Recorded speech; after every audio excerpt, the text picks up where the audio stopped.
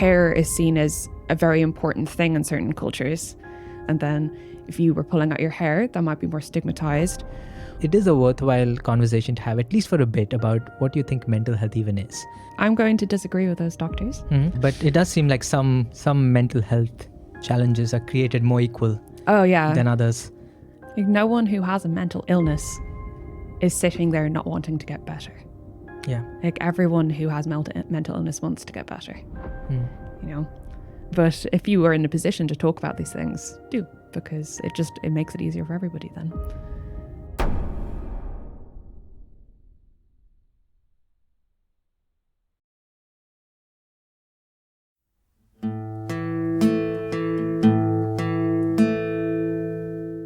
Hello and welcome to Understanding Emotions. My name is Sankalp. I'm a PhD student at the University of Oxford and I study psychology, neuroscience and that sort of interesting thing. Today I have a special guest with me. I have Caroline Harbison. Hello. Caroline is first and foremost a good friend and lab mate. So she and I sit relatively close to each other. Our desks are in similar spaces, but more importantly for this conversation, she is a research assistant at the University of Oxford, soon to be a PhD student. Her work focuses on decision-making and neuroscience and that sort of cool stuff, which we'll hear about soon.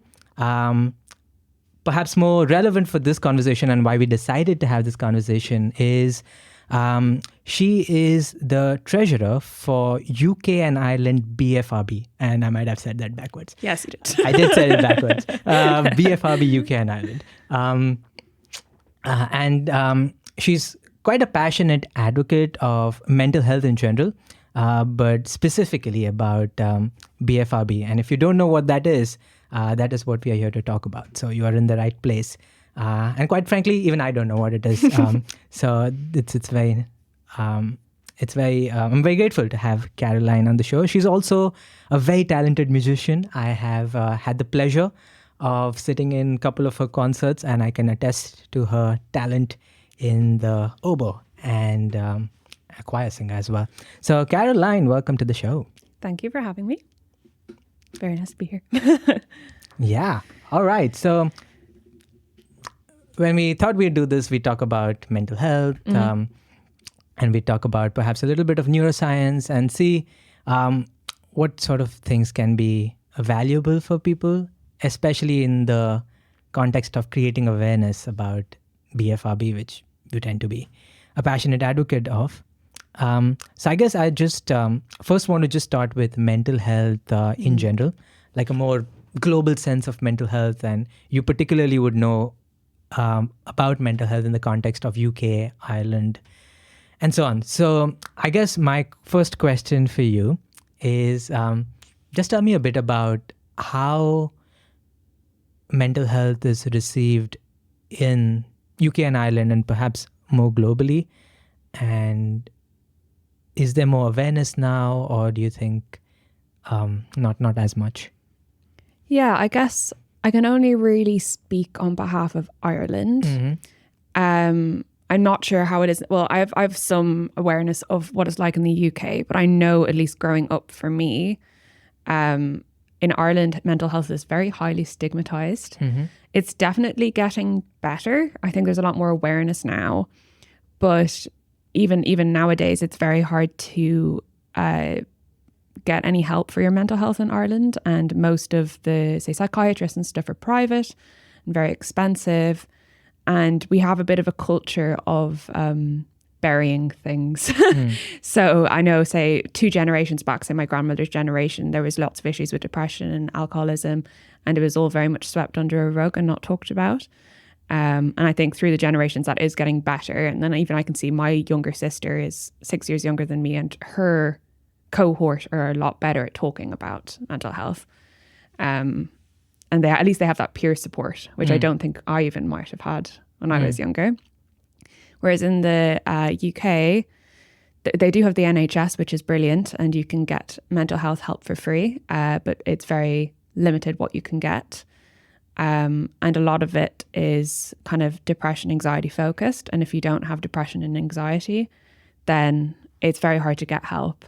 because all of the structures they have are just for a very limited set of mental illnesses. But if you come in with anything out of the ordinary, then it'd be quite hard to find help. Yeah.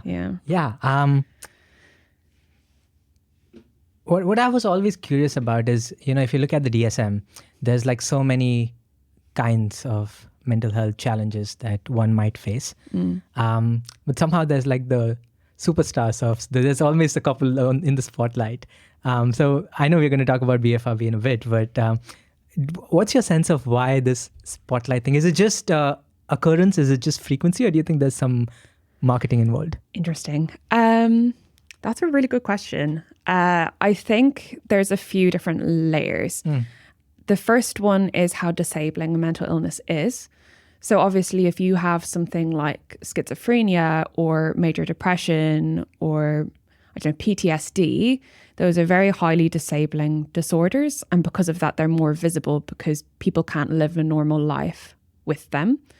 Whereas if it was something, say, like a BFRB or even some forms of anxiety disorder, a lot of those things are easier to hide or at least work around with poor coping mechanisms. Like, for example, if you have agoraphobia and you have the fear of kind of small spaces or not having an escape route, that that might not be visible because you might just not get the bus or not go to crowded places. So I think that's one thing, is visibility and disability. There's also definitely population. So we know that depression, anxiety affect such a huge chunk of the population. So then there's more people going for help. So then in response to that, there's more facility. So that's a big one. And then I think as well, there's a lots of different stigmas that come up through culture, and it's very, very different depending on your country and depending on your background, how stigmatized your condition is. So say, for example, if you have, we'll talk about later, if you have hair pulling disorder, hair is seen as a very important thing in certain cultures. Like say in some African cultures, it's seen as a way of bonding with other people. And, you would always go to the salon with all of your female friends. And then if you were pulling out your hair, that might be more stigmatized.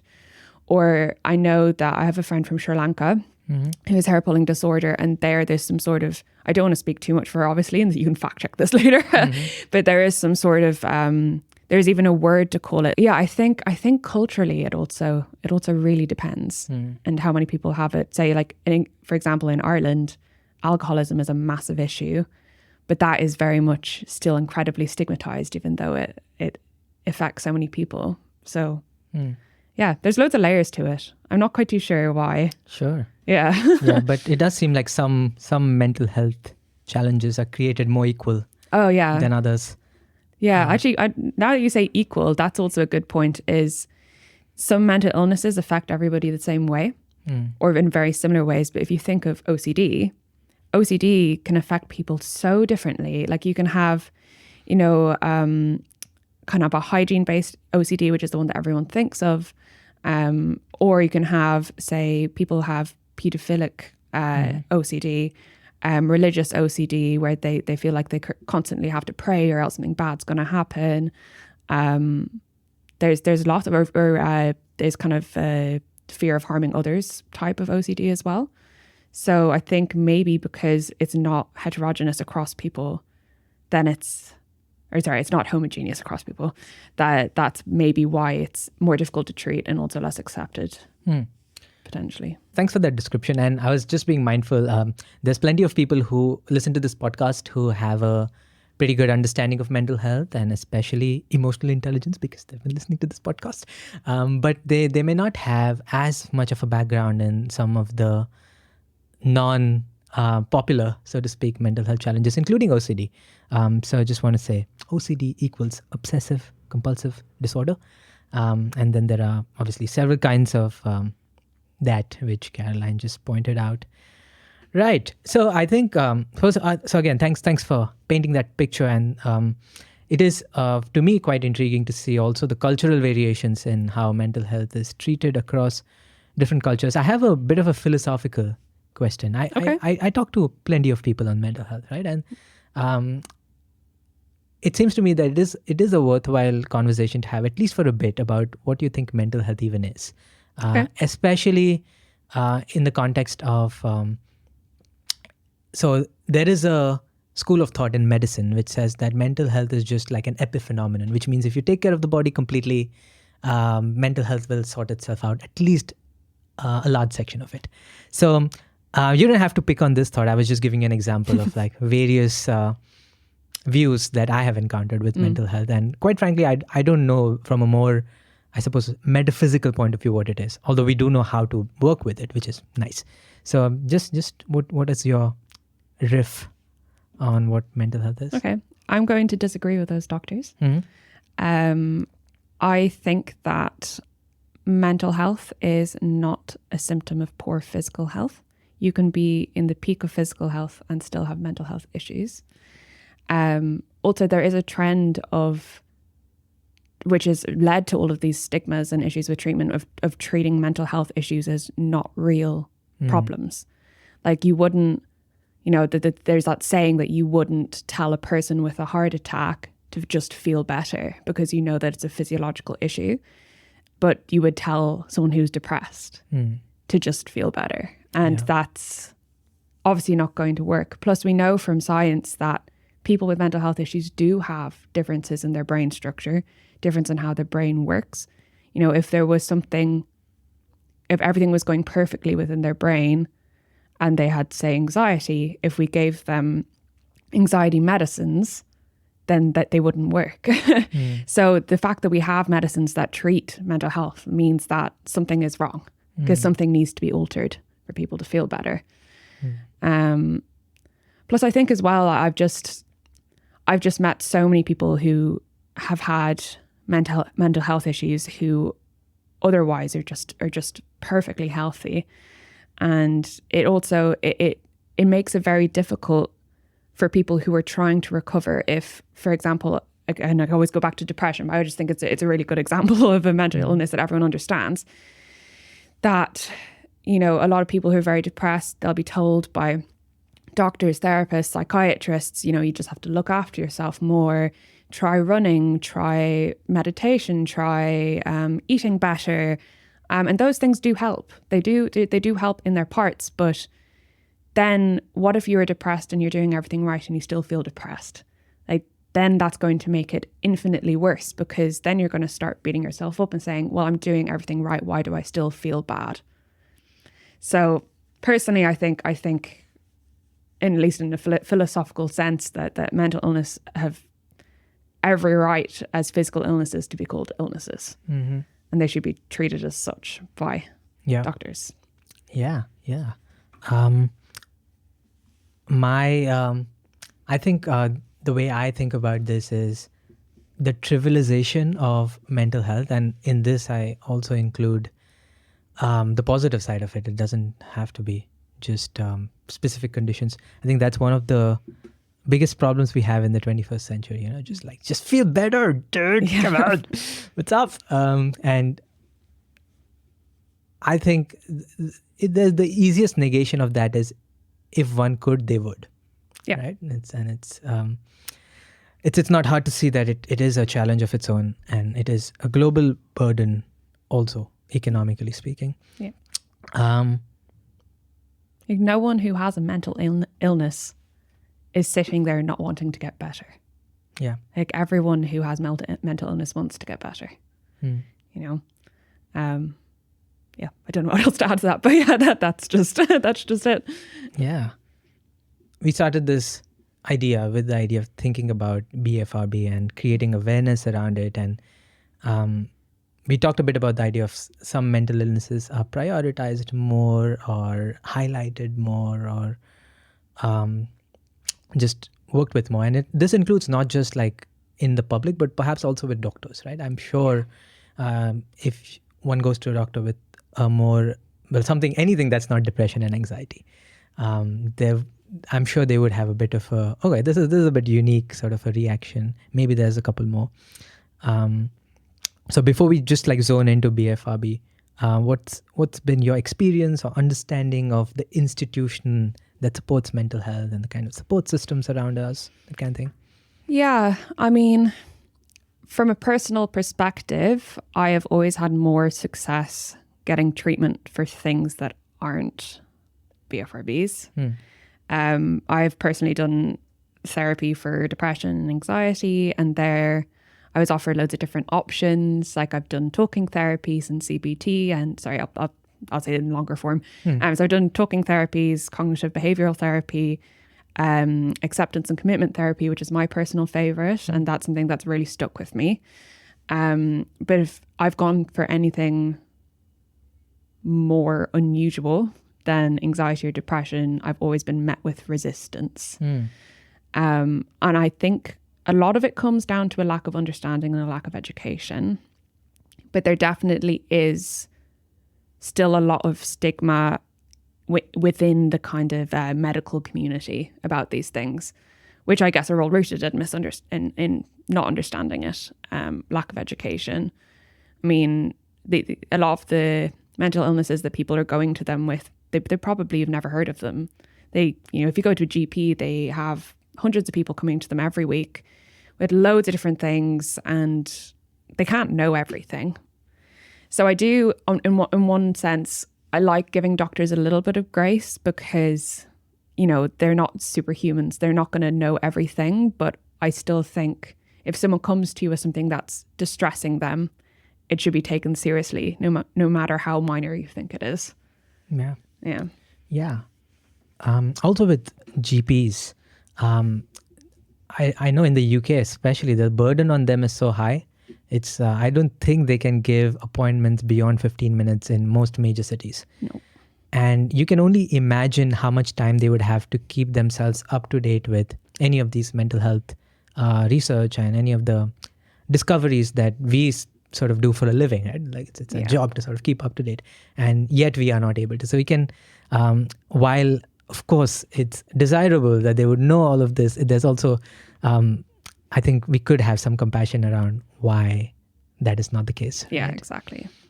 Yeah. You did say ACT, which is, I didn't expect to talk about this, but I did, when I was quite young, I did a lot of like meditation stuff. And ACT tends to be a very close cousin of mindfulness. Yeah. So just curious, what you said you quite liked it and it was helpful. What about it did you like? So what I really liked about it in comparison to, say, other therapy, say cognitive behavioral therapy. In cognitive behavioral therapy, a lot of it is about identifying a feeling and then combating the feeling. So I don't know, I'm feeling very anxious about driving. Say that's one of my ones. I'm feeling very anxious about driving, and CBT that you're supposed to address. I'm feeling very anxious about driving, but from all of the evidence, I know there's no reason that I should be anxious. And then kind of trying to mute the thought. But in acceptance and commitment therapy, the thought is that these feelings that we have are incredibly natural. It's very natural to feel anxious about things. And it's the way our body responds to threat. It's completely natural. And in acceptance and commitment therapy, when you are feeling anxious, so if I'm going for a drive and I'm feeling really anxious that I'm going to crash, then I say, okay, I recognize I'm feeling really anxious right now. I'm feeling anxious because I feel like I'm going to crash. I feel like I can't get out of the car, but that's okay. That's my body's natural response to being in an uncomfortable situation. And instead of focusing on the thought, I'm going to let the thought come and be there, and I'm going to try work through the thought rather than squashing it back down. And that's something I've found really, really, really helpful kind of throughout life. Like anytime I'm going through any sort of stressful situation, it's a lot easier for me and works a lot better for me to go, I'm feeling really stressed. Say at the moment I'm preparing to move, I'm feeling really stressed and I'm feeling overwhelmed because I'm trying to move countries, and that's a very stressful situation, and that's okay. So instead, I'm going to embrace it. I'm feeling stressed right now. I'm going to maybe go for a walk, as you said, with the meditation, or mindfulness, go for a walk, listen to the birds, look at the trees and the colors, look at my surroundings, try and work my way through that feeling rather than ignoring it and trying to make it go away. Yeah. Sure. Thanks for Is that a good in-depth answer? That is wonderful indeed. I think with CBT, it's obviously a very effective form of therapy. If there's one style of therapy that we could be confident about in terms of is there any evidence base, it's probably CBT. CBT. So it is absolutely useful. And at the same time, as you said, there is, I think, a Achilles heel to it. And that Achilles heel, I think, is a little bit of too much on the getting too caught up in the cognitive side of it. Like, I thought, now let's challenge it. And what are 3 things that are against it, which is, again, very, very useful. But it can have that quality of sucking you up in that thought loop again. Yeah. So I think that's where a therapy style like CBT, and I think DBT also sort of functions on similar assumptions, at least as a first line of attack on the problem, so to speak, is that, like, let's just see this feeling for what it is and accept it first. Like, we can do all of that stuff also. Yeah. Like, we'll challenge those thoughts, but there's no rush. Yeah, exactly. And let's just acknowledge the fact that, for example, moving houses, that could be extremely stressful. And if we're just like, why am I so stressed? Everyone does this all the time. Then we're just creating more of a spiral. Yeah. For ourselves. So yeah, thanks for describing ACT. It's a bit of a tangent, but I like that tangent. Yeah. So let's zone in on BFRB. Mm-hmm. So you are obviously quite a advocate and a promoter of, promoter might not be the right, but you help create awareness around BFRB. So I am 100% certain that 99% of the people listening to this podcast, I'm 99% certain, let's just say. I'm sure there's people who know about it also coming up, but most people will not know about BFRB. And in fact, I am completing a PhD in psychology. Yeah. I have a significant chunk of my thesis devoted to mental health, and yet none of my readings have ever referenced BFRB. Yeah. So why is that? Yeah, so I guess first of all, I'll talk a little bit about what they are before I go into talking about why you don't see them. So BFRBs are body-focused repetitive behaviours. They include disorders such as hair pulling disorder, skin picking disorder, nail biting disorder, and a bunch of other ones. There's quite a lot of them, but they're kind of the major 3. And at the moment, they are clustered under OCD-related disorders. So they tend to be lumped in with things like hoarding disorder, body dysmorphia, those type of things. But they have a lot of unique qualities that you wouldn't see in something like OCD. So there is a bit of a debate in the field right now if they're in the right place. My argument is no, but that's where they are right now. And one really interesting thing about them is they are so unbelievably common. There are an estimated 5% of the population has some sort of BFRB. So I think I'm going to do some quick maths. I think it's something like 2 to 3 million people in the UK have BFRB. But as you said, no one's ever heard of them. Or if you have, it's probably because you work in psychiatry, you have one yourself, or you know someone else who has one. But they are probably one of the most stigmatized and misunderstood group of disorders there are. And that's why you don't see them. Especially because there are a lot of people, and I've encountered a lot of them, that think that they are just a symptom of something else.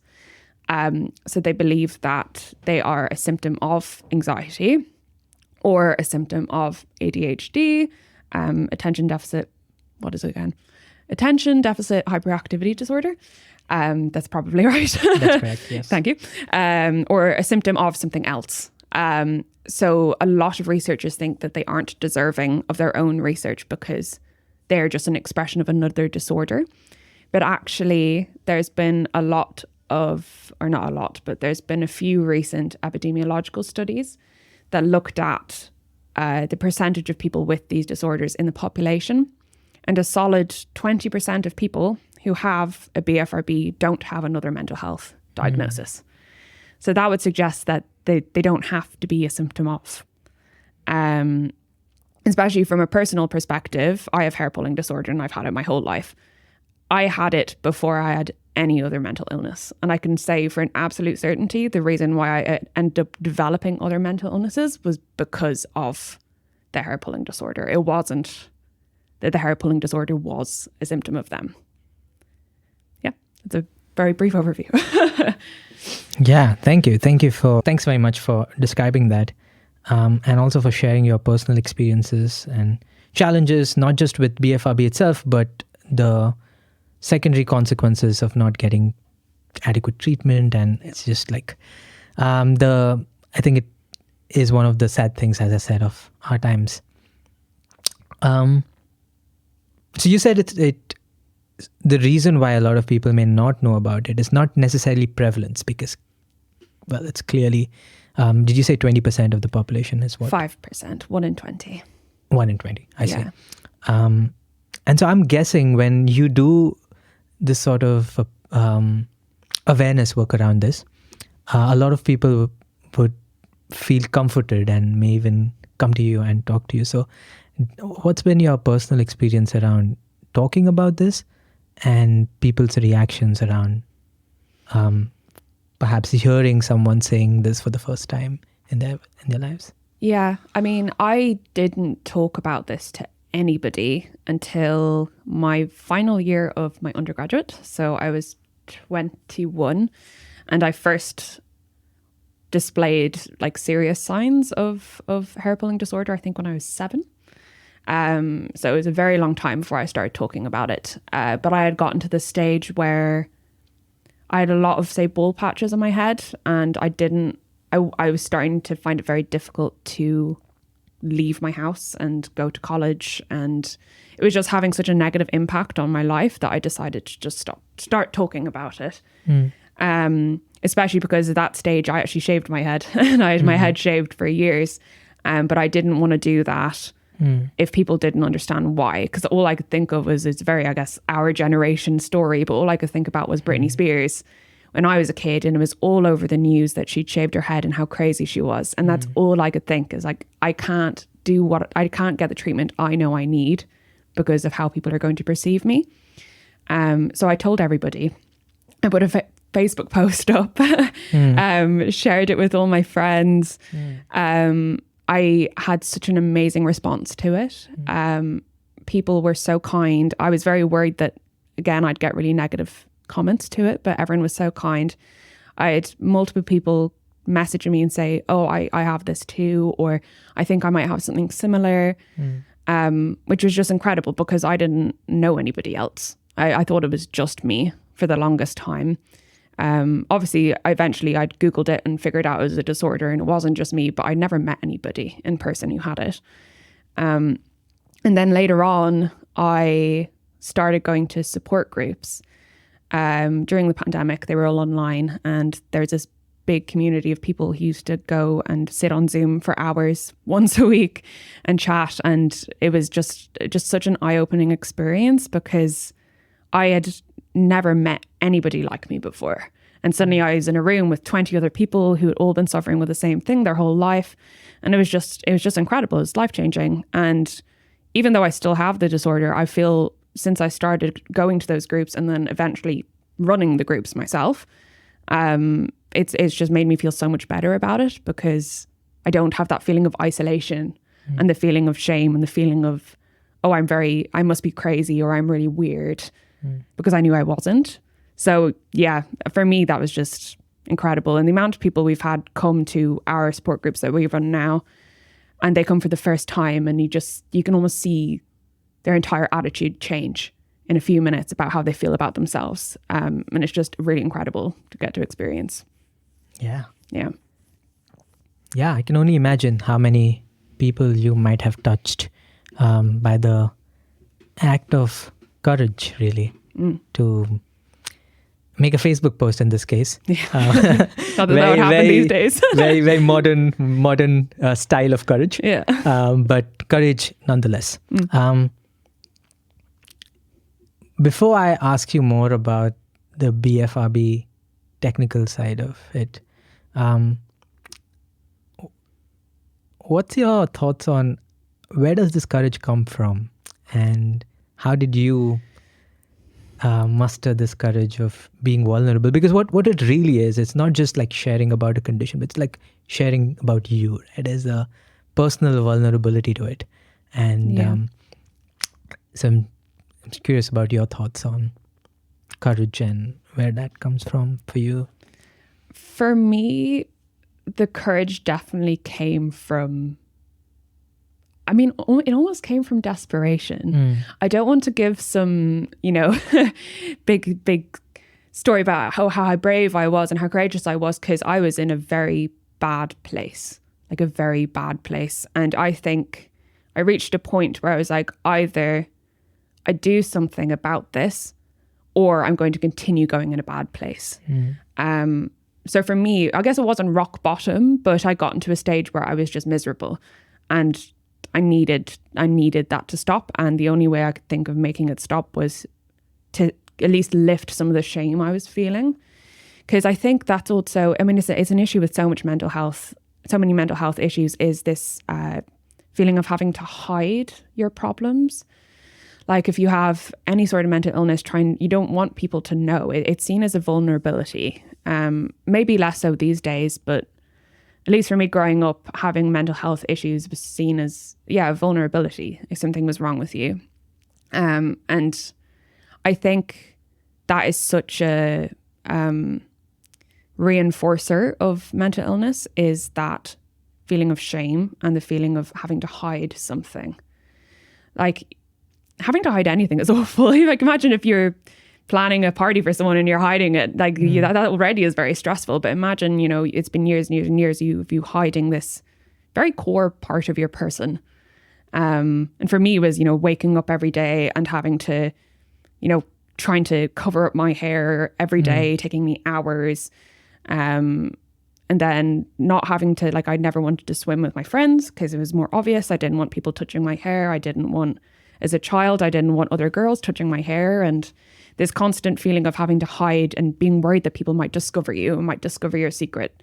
I just got to a stage where I couldn't do it anymore, and that's why I started talking about it. And I think that's a trend. Like, people who come to our support groups, the vast majority of them, when they come for the first time, it's because they've reached that stage where they've reached the stage where they say, I just can't do this anymore. I need help.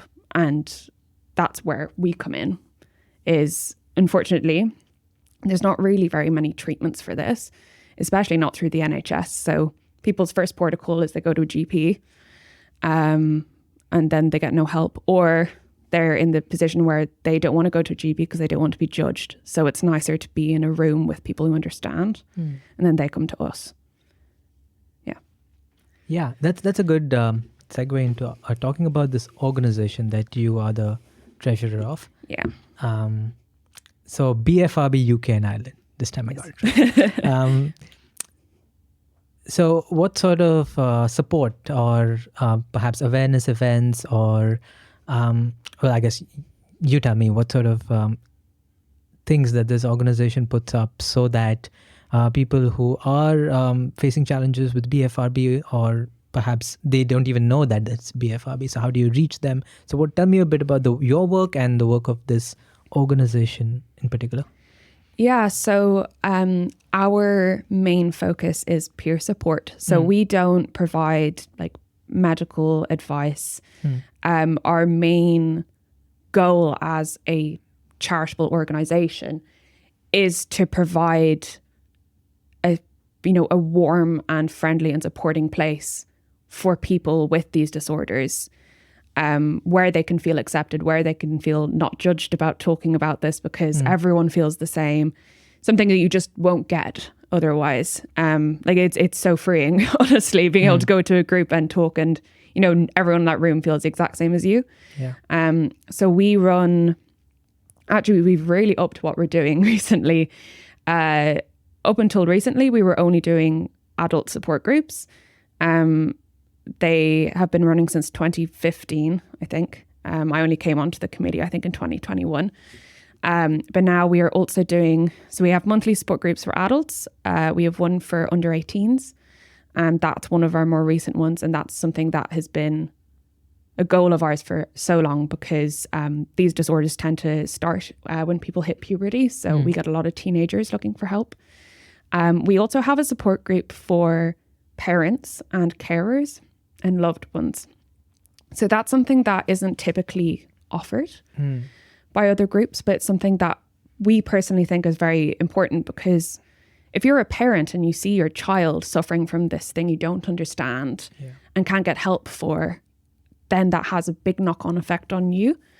And you want to be able to support your child as much as possible to get them feeling better. So we have a group for parents where they can talk about their frustrations in a safe environment, talk about how they feel, and then also get advice on how to deal with it. So we have one of those. We also do monthly yoga sessions that are BFRB focused yoga sessions. We have a lovely yoga instructor called Alessandra who has hair pulling disorder herself. And she has developed a program specifically for people with these disorders. So that's once a month as well. And then the last thing we do is something called a community room. So our support groups are quite not structured, but a lot of the time they'd have a theme. So we might talk about shame or family or something. Whereas the support groups, people just go and they just get to hang out and have a chat in a very relaxed environment, have a cup of tea, eat their lunch together, and it just gives them a place where they can talk very comfortably and casually as if amongst friends rather than as a form of treatment, I guess. I see. Yeah, so that's what we offer. Sure. And I think what you're sharing, I was just thinking while you were saying it, that it's going to not only be helpful for the person who wants to seek help, but I think there will be plenty of organizations around the world who are just like sort of getting started, because as much as we talked about the UK and Ireland being a bit behind, let's say, on mental health, it's still miles ahead of a lot of the world. Yeah. And so what I was thinking is not only these sorts of ideas and your structure is going to be helpful for the person seeking help, but also for the person wanting to facilitate help. I was a bit curious about, so if someone, like, what is the journey for someone like who perhaps now gets frustrated and they want to seek help? And of course it will be country, region specific, because, like we just talked about, the help might not be as available in different places. But just on, let's take a more ideal case scenario, at least the scenario that you are more familiar with, which might be the UK setup. What does it look like if someone has had this realization or understanding that they are struggling with BFRB and need help? What would they have to do, and how would their journey look like to come to you? Yeah. Well, I guess if they were looking for peer support, if they're looking for us, I hope our SEO work is going okay. As you know, I only set up the website last year during work hours. But if they did search anything like trichotillomania support or BFRB support, we're very easily findable. There are a bunch of very good Facebook groups, not just our own. There's a lot of them.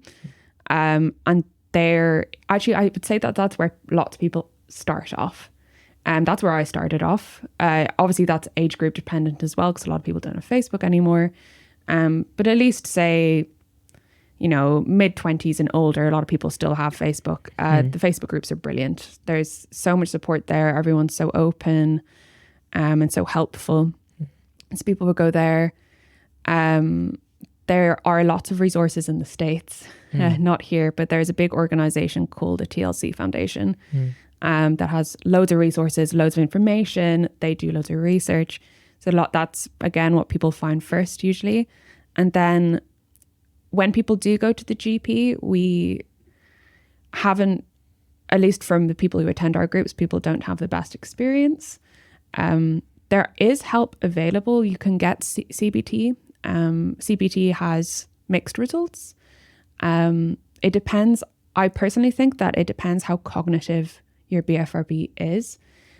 because it can be very focused or conscious, or it can be very subconscious. So if you can imagine you're doing an incredibly subconscious behavior, then CBT isn't going to work because you've no awareness of your feelings or your cognition.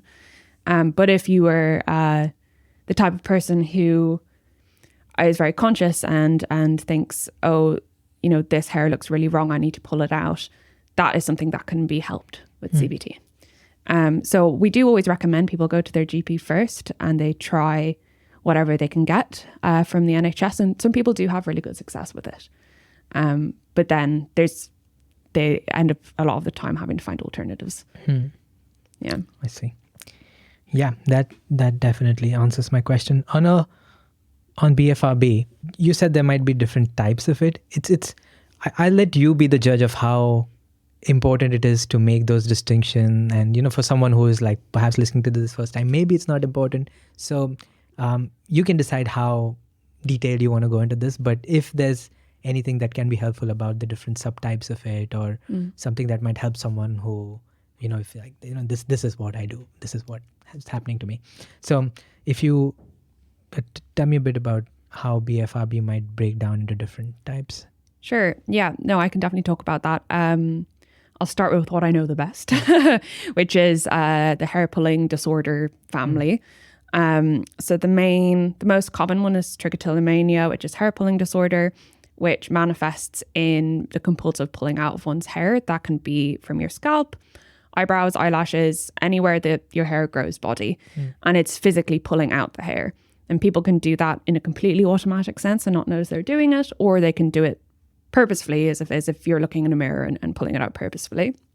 But then there's also related disorders, such as trichophagia, which is where people swallow their hair. And that one is a bit more dangerous for your physical health because it can cause intestinal blockages and things. So usually if people come to us with that, we do really encourage them to go to a GP and tell them anyway, because then they can get frequently screened just in case. There's also one called, I'm going to say it wrong, I'm going to just say it in its long form. One thing I will just put as a disclaimer is I completely disagree with the naming of these disorders. Sure. They are so hard to say, and it's not helping with the whole shame stigma element because no one can pronounce them. So I'm gonna go not to use those. I'm gonna just sway away. So there's a hair cutting disorder. So we have a couple of people who would come to us with that, and that's where you have a compulsion to cut your hair over and over again, and that causes damage. So they're the major three for hair. For skin, there's skin picking disorder, which is the most common one. And that's the one that I would argue is probably the most common BFRB. And it's also the one that people can most relate to because, you know, we're human. If we see a spot, we're going to want to pick it. If you think about, I always draw it like parallels to animals. Like animals, it's such a natural movement to pick out your fur or pick out your skin because of parasites and disease. It's an evolutionary behavior. And we all experience it, but it can get out of control, where you're constantly compulsively picking your skin to the point where you're forming lesions and getting infections and getting scabs and scarring and that sort of thing. So there's that one. And then there's also dermophagia, which is a skin biting disorder. So that's where you might, say, bite the skin around your nails or other parts of your skin. So I think, that's the major two. And then for nails, I'll just do hair, skin, nails. For nails, there's nail biting. So that is, obviously, we all know people who bite their nails. I think probably 70% of people we work with bite their nails. But it's where, so it's a bit of a more complicated BFRB because it is expressed in a non-clinical manner a lot of the time. Like a lot of people bite their nails and they don't care that they bite their nails. I am included in that bucket. So I personally wouldn't consider that I wouldn't say that I have nail biting disorder because for me, I don't think it's not distressing. So I don't think it's disordered. Obviously people would argue you shouldn't be biting your nails. That is a disorder. But if it's not causing anyone harm, then I'm not sure. But you can get incredibly disordered nail biting as well, where you're drawing blood and really destroying your nail bed. So that's common too. And then nail picking is where you pick at your nails too. There's also probably a ton more. Oh yeah, the last two are the mouth focused. So one I've also had in the past, which I'd forgotten about until very recently. I think I must have been 5 or 6 when I had it, was cheek biting disorder, which is where you're constantly biting at the lining of your cheeks. And I don't know why I remembered it one time. I think I was thinking about my kind of history with BFRBs and how I've experienced all of them at some time. I said, oh, what about cheek biting? And then it's like my brain had fully decided to forget that I've got 2 scars on the insides of my cheeks, here and here, that I'd forgotten about. And then one day I went, oh yeah. So yeah, cheek biting disorder. And then there's also tongue chewing disorder, where you constantly have a compulsion to just bite your tongue.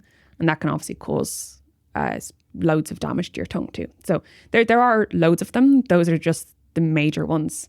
So if anyone's listening and you think you have a BFRB and I haven't listed it, that doesn't mean you don't have a BFRB. It's just that there's so many of them. I could go on all day. Yeah. Well, again, thanks again for your courage and willingness to share so openly. One thing that was coming to mind while you were describing all of this is there could be a lot of confusion/conflation with other related or unrelated conditions. For example, body dysmorphia. Other thing I wrote down was self-harm, potentially. Yeah. So what are the distinctions between BFRB, body dysmorphia, self-harm? Do they co-occur? Are they the same thing? You take it. Okay, so I'm going to start with the self-harm one because I think that's an easier question to answer. It is a myth that BFRBs are self-harm. A lot of people will go to a psychiatrist or a doctor and they will be told that they have self-harm and that they are harming themselves. But the major difference between a self-harm disorder and a BFRB is people who have BFRBs don't want to harm themselves. Any harm that comes to your body, any, bald patches or lesions or scarring, none of that is purposeful. In fact, a lot of people who have BFRBs, when they're pulling out their hair or picking their skin, it feels incredibly pleasurable to them. Or it can almost kind of calm them down as well. So it sorry, I'm going to cough. No. So the major difference is when a person is self-harming, they are purposefully harming themselves to make themselves feel better. Whereas with people with BFRBs, they are, yes, of course, they are harming themselves, but they're not doing it to harm themselves. They're doing it to feel this pleasure or feel this soothing feeling that can come with it. So that's one distinction. I'm sure that there are self-harmers that their mechanism of harming is like body focused, is that maybe pulling out their hair, but it's they're doing it for a different reason. Body dysmorphia is a tricky one. There are a lot of people who come to our groups who have body dysmorphia. We also have very good links with the Body Dysmorphia charity in the UK. They advertise for us and stuff, and they also do a few support groups, and they accept people with BFRBs in, because a lot of people who have body dysmorphic disorder, they will pick their skin or they'll pull their hair. And again, I'm not an expert in BDD at all, but from what I understand, it's almost a level of perfectionism, and that it's trying to get rid of imperfections. And that's the motivation. So I think maybe that's where the difference is as well, is that sounds to me more conscious. Like you're making a conscious decision to scratch at yourself or pick at yourself to make yourself feel better, or try heal some sort of imperfection in your body. Whereas for a lot of people with BFRBs, it's not them trying to get rid of an imperfection. It can be. I'm not saying it's not always. at least for me, say if I have a really crinkly hair, I want rid of it. That's definitely perfectionist.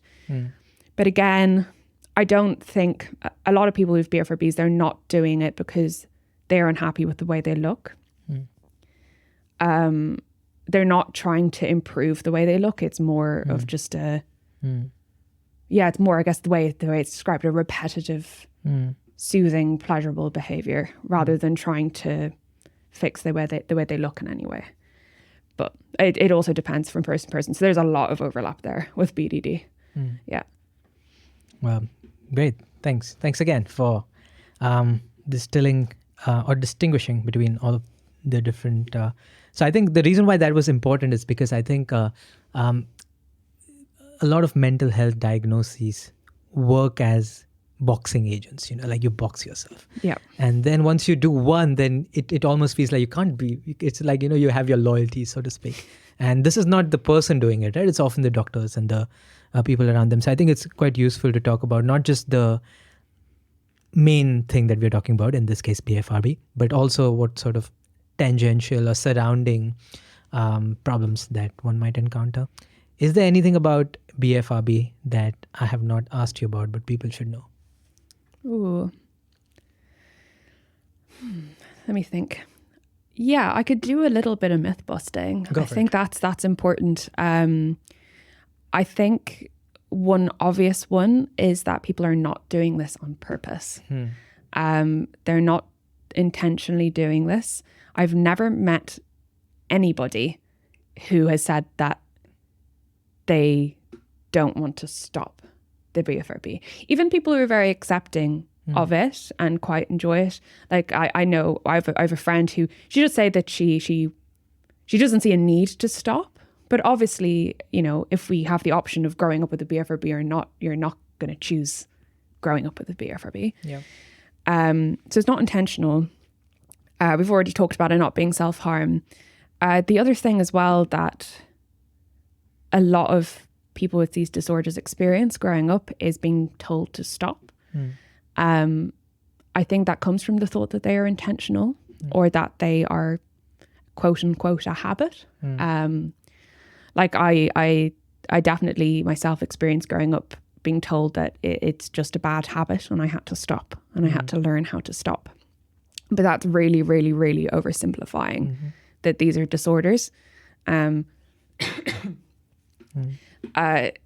think that's also it's a big part of the shame and stigma surrounding them is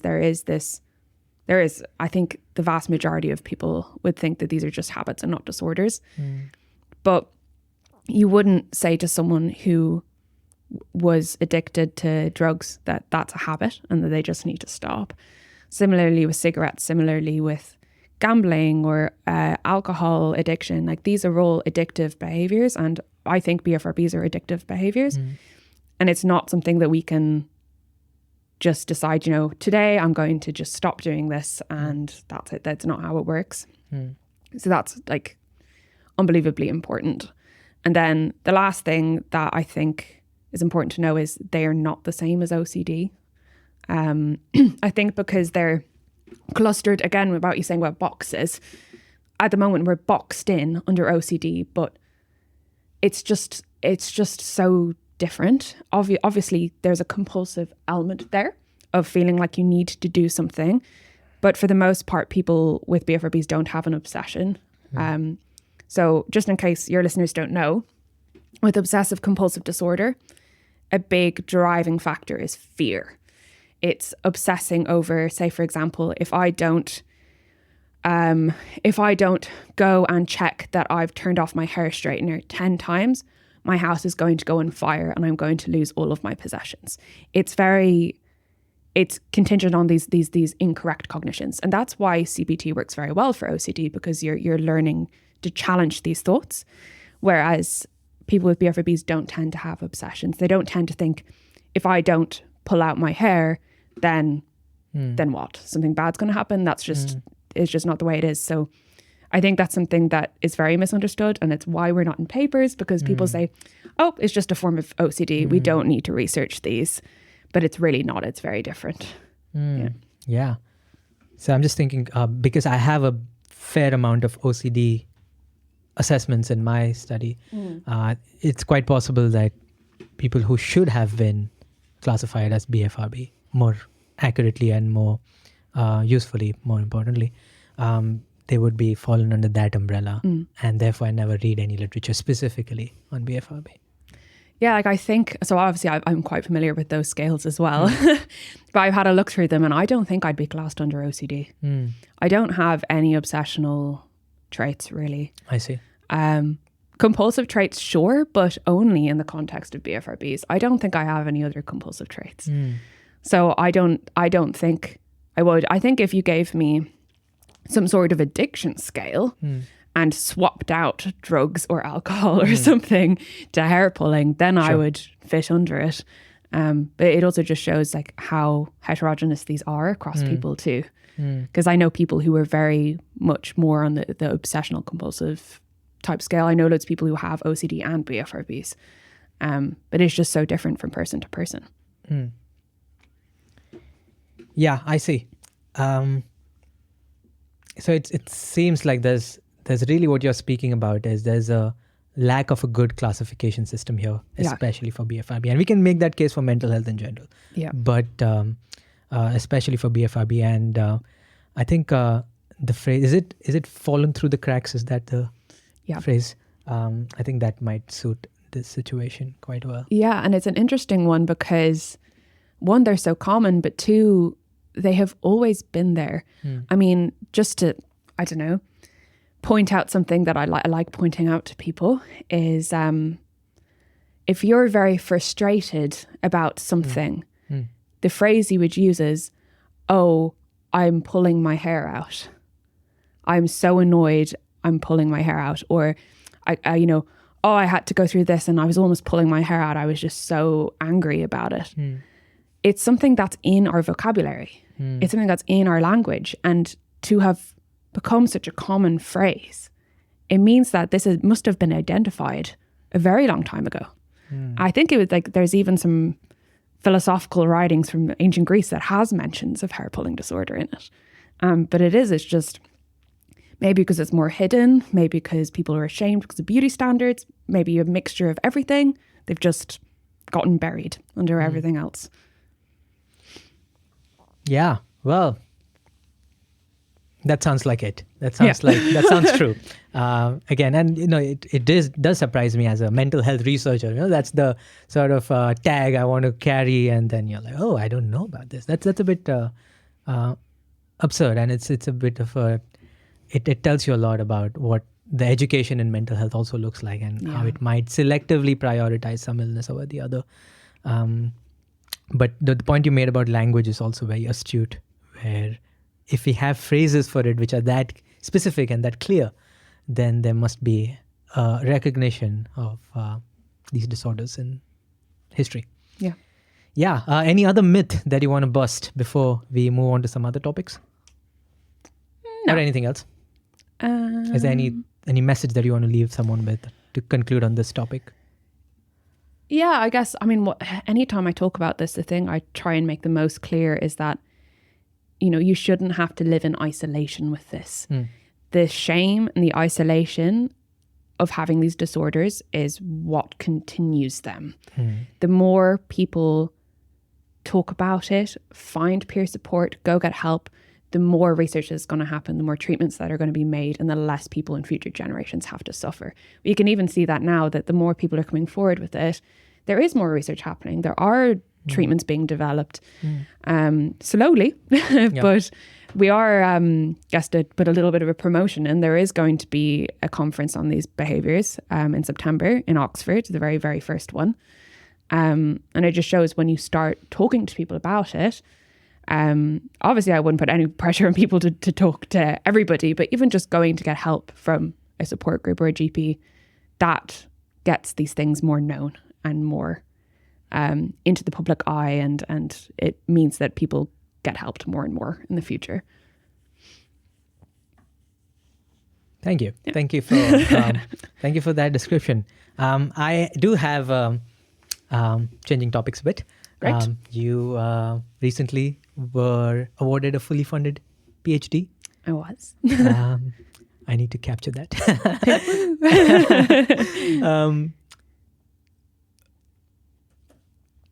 And I know you do a lot of music and you have a lot of interest and scientific understanding of music and neuroscience and how those two disciplines talk to each other. So I just want to ruminate on them a little bit before we wrap.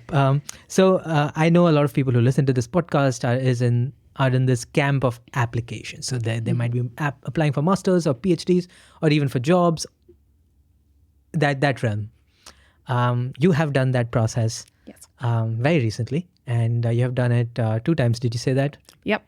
So do you have any advice for people who are looking for these sorts of positions, PhDs, and what have you learned about these things in this process? And anything you want to talk about this? Yeah. So I guess for a bit of context, so I have just been awarded a PhD position at the University of Amsterdam, and I'm going to be looking at decision-making and habits in anorexia. So it's still, completely down my line of what I like. But before that, I applied to PhD positions in the previous intake. So that would have been kind of Christmas of 2022. I was submitting my first batch of PhD applications. I got all of the positions and no funding, which I'm sure happens to many, many people. And then I applied again to multiple places, and then I was fortunate enough to be offered one. I guess my first piece of advice, which is something I don't think I would have known except that I was in academia, is that you shouldn't be afraid to just approach people.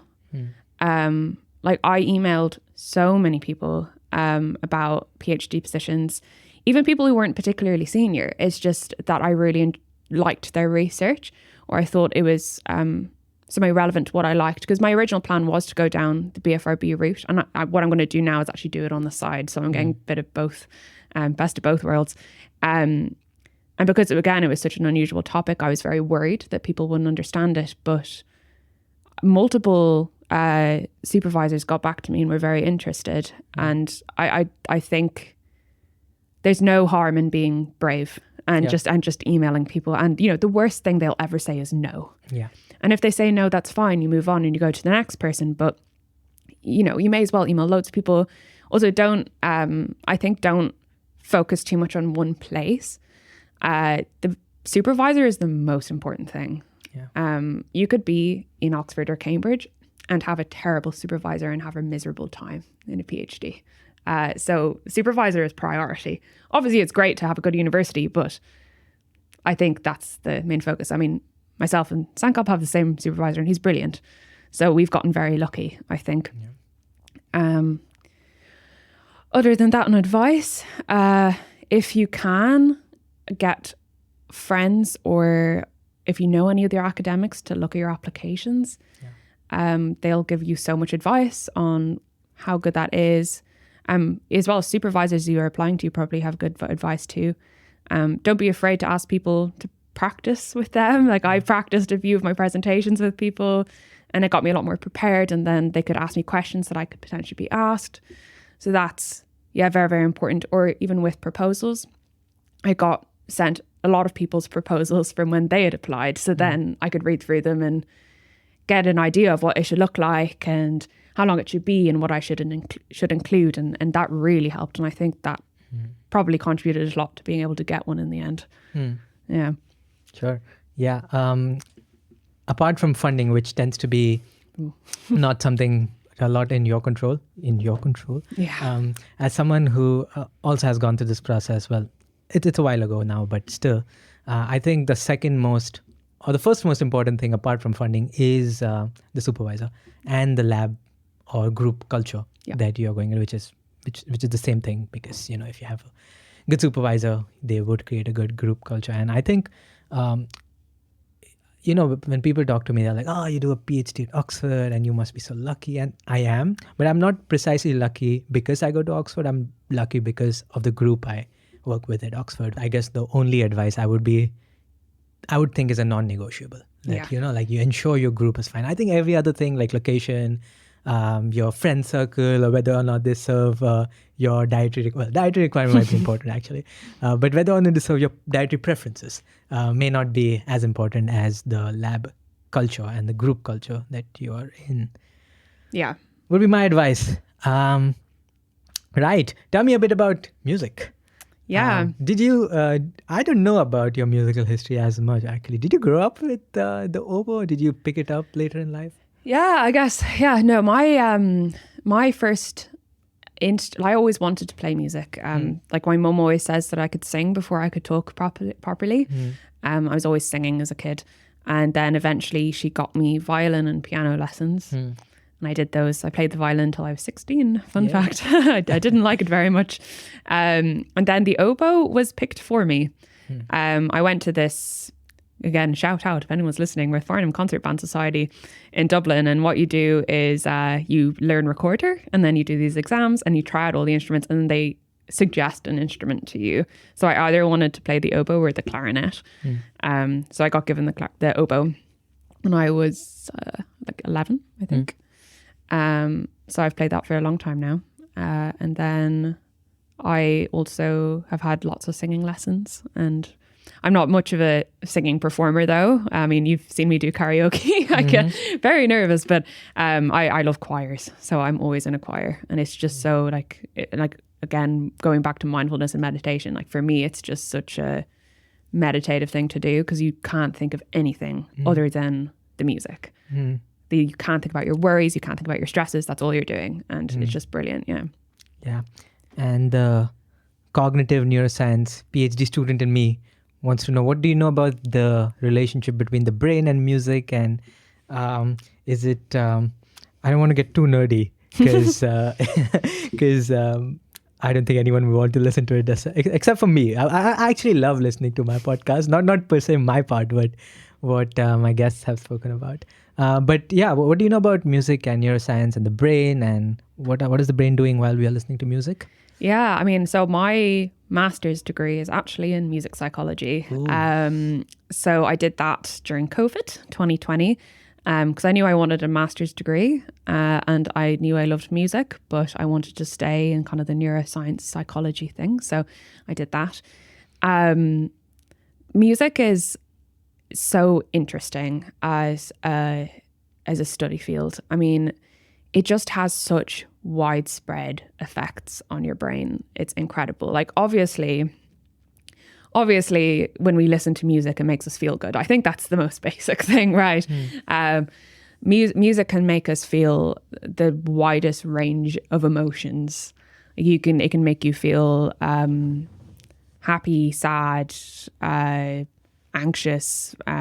For me, there's some types of music that just make me feel really stressed. It can have such an amazing effect on your emotions. It can be used as a form of therapy. Music therapy is a huge field, and it's incredible, like especially for children who have neurodivergency or special needs. Music for them, it can help them communicate. It can help calm them down. It can help them learn to express themselves in a way maybe they wouldn't have been able to otherwise. It's brilliant. For my master's, I focused more on cognitive neuroscience. So I was looking at how, when you experience something novel in music, how that affects your brain. Because, I don't know, you can imagine if you're sitting in a movie theatre and watching a movie, and suddenly the music changes from being very quiet to very loud. That's very surprising. It's very new, and that can really affect how you feel. So that's what my project was looking at. It was like, if you put someone in an MRI scanner and play music to them, that has a sort of different levels of coherence. So we kind of shuffled up some music and made it either predictable or not predictable, and then got them to tell us when they found something novel or new. Then kind of we looked at what happened in the brain when that happened. And what we saw was, when people are experiencing something new in music, their reward center is lighting up. So they get to go into a bit of the nerdy things like your nucleus accumbens, your substantia nigra, ventral tegmental area, like all of those areas seem to be active when we hear something that's new or novel in music. So that might suggest that that's why we find music pleasurable. Yeah, that's about it. Sure. So yes, the substantia nigra and the VTA and NA are all nerdy phrases, but the listeners might know about it because I did a video on dopamine. Oh, great. So while we might be thinking that no one understands it, they might be like, of course I know about this. Like, I've heard this. Of course. But yeah, I think something to say. So you said something like when it's novel is when these areas are activated. So that suggests, because we know surprise is something that these regions tend to represent the dopaminergic system. Yeah. It suggests to me, I mean, you're the expert here, but might be some sort of a common currency going on of surprise in general, not just for music, but any sort of rewarding event in general.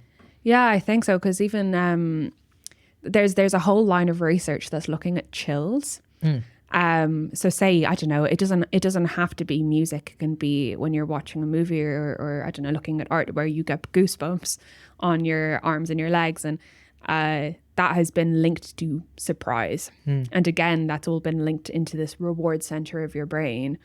So I think, and if you think about it in everyday life, if you're going to a restaurant and you try a new food, that can also be incredibly pleasurable. Yeah. So I think they all are really, really linked in together. But what was nice about what I was looking at is it's another medium to research these things. Yeah. Is to use like a different stimulus instead of, I don't know, having flashing, as much as we do it all the time, having images on the screen and something new flashes up. Like that's grand. But if it's nice to have something that's more naturalistic and everyday to study things sometimes. Sure. So I think that's as much as depth I think we should go into, just to not make it too nerdy. But I do have plans to bring someone who's like an expert at dopamine, because it's just so relevant for our emotions. And I think there's been so much work done on it that I do not feel that I know everything. But there's no doubt that I don't know anything about this area. So I plan to have someone who's like really can go deep into dopamine and what it does for us. I have a bit of a final question that I like to ask people, which tends to be quite popular. Like, if you look at all the listening stats, somehow you'll see the spike at the end. Oh, yeah. And that question is, what are some like books and resources in general that have influenced you the most? It doesn't have to be about BFRB/music. It's just like you as a person. And you might recommend people also listen. So it's like the intersection of what influenced you the most, but also something that is kind of relevant, right? I'm sure there's lots of things that are personally influential, but may or may not be relevant. So take it where you will. It could be BFRB also. Yeah. I mean, when it comes to the media, there's really very little BFRBs. So yeah, what has influenced me? There are 2 TED Talks that I will point out on BFRBs. One of them is by one of my very dear friends, Jude, who actually is a researcher up in Glasgow. And she talks about her experience with hair pulling disorder. And then there's also another one by someone called Anila Adani. And she is this BFRB focused entrepreneur who comes up with like these kind of tech buzzing watches for treatment. But she has a brilliant TED Talk. So those for me were like unbelievably influential. Something that's a bit, that really stuck with me, and it's going to maybe sound a bit silly, is the movie Inside Out. It is potentially one of my favorite movies of all time, and I always just think back and laugh about going and seeing it in the cinema for the first time, because I think I sobbed from like minute 5 to the very end of it, especially for me because I grew up in England and then I had to move, and I moved back to Ireland, and that was a really, really difficult time in my life. And that's when I started pulling my hair again after a break of not doing it. I hated primary school in Ireland. Like I just had an awful time, and I was honestly just like not in a good way for quite a few years. And that's almost the storyline of Inside Out. But spoilers, sorry guys, it's been out for like 10 years. So, but the conclusion is that you shouldn't be burying these emotions and that they all have something valuable to give to you, especially sadness, and how sadness is performing a really important function. That for me, I just thought was incredible. Like, it's just, amazing. Otherwise, gosh, what's had an impact on me? I'm gonna have to think about it. Philosophical questions today. They're the two that popped to mind. Books. I'm actually not a big reader for a scientist. Yeah. I know, interesting. I'm not a big reader. Actually, I thought of one. The Confidence Gap by Russ Harris. That is one that my therapist suggested to me. Sure. It is an acceptance and commitment therapy book. He has a line of them, but that was my first experience of it. That I remember I was on holidays with my family and I was just sitting by the pool going through this workbook, but it's fantastic. And it's still sitting on my bookshelf somewhere, like almost torn apart at the edges, because it just helped my mental health so much when I took on board the advice he had in that book. And for me, it wasn't even really relevant. A lot of it was about kind of social anxieties and work anxieties. Whereas for me, I was going it from the viewpoint of hair pulling. But it's a fantastic book. I'd recommend it to anybody. Yeah. Perfect. Great. Thanks very much for those. Is there anything else that you want to talk about in wrapping? Any final thoughts? Final thoughts. Yeah, I guess, the maintainer of every mental illness is shame and stigma. And the more we talk about it, the less that's going to happen. So I would recommend if anyone's watching, like, obviously not over encouraging, but if you are in a position to talk about these things, do, because it makes it easier for everybody then. Yeah. Amen. There's nothing to be said after that. Well, Caroline, this is the part where I thank you for coming along and spending an hour and 10 minutes on this. Flew by. Yeah, we covered a lot of ground, and I do. So first of all, it was very informative for me, and that's, I think, the least impact that it's going to have. Like, there's going to be plenty of listeners, I hope, who will tune in, and it's always a bit endearing for me when I get any email of any sorts that says that you have helped me in any way, and knowing that you've done that already with BFRB UK and Ireland, the right way around, yes. Is already speaks to a lot about your courage and your power, I suppose, to share this with the world and help them. I can't control who listens to this and what they take from it, but I do know it will be extremely helpful, and you're going to definitely help people, not just in the UK, because I do know we have a very global listenership.